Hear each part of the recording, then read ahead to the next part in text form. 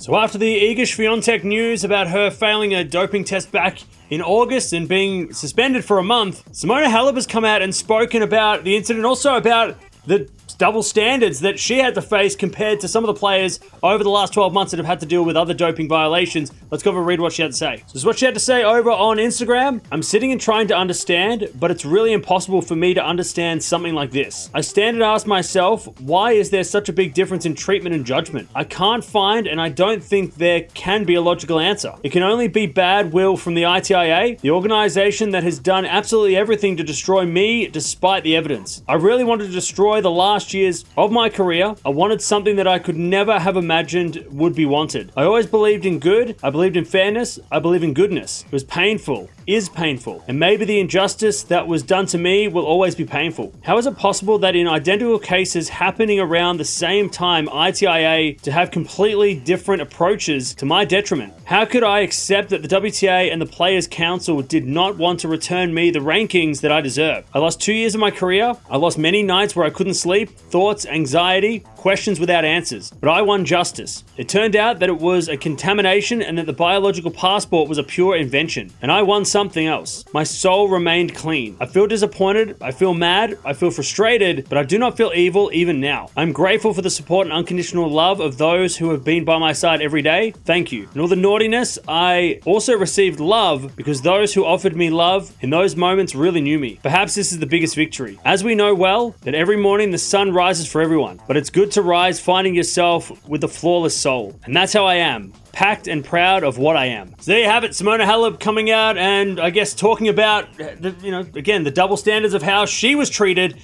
compared to the situations we've had. The very big situation with Sinner and also the situation now with Swiatek. And of course, she wasn't down the rankings. It wasn't like that. The high-ranked players, they're the ones that get special treatment, but she's a Grand Slam champion, former world number one, and also she did, I think at the time, was in the top 10. So when she got pinged in 2022. So, it's not the same situation. We always got to remember that all these situations are totally different. But there was a contamination for the Halep situation. And maybe the reason why Halep is, had dealt with that is helping now in the way that things are going forward. Maybe that's why Swiatek's situation was sorted differently. Maybe that's why Sinner's situation has been sorted differently because of what happened to Halep. And things have changed, which is not fair. Again, it's not fair for Halep, but let me know in the comments below. What do you think about these comments from Simona Halep? Even though it's unfair, she still is able to play now, so she can continue her career, but she did lose 2 years, of course. And what do you think about the other situations with Sinner and Swiatek? What do you think of those situations? Do you agree with what's happening with them? Do you agree what's happened with them? But there it is, Simona Halep speaking out about the recent ITIA decisions on other players.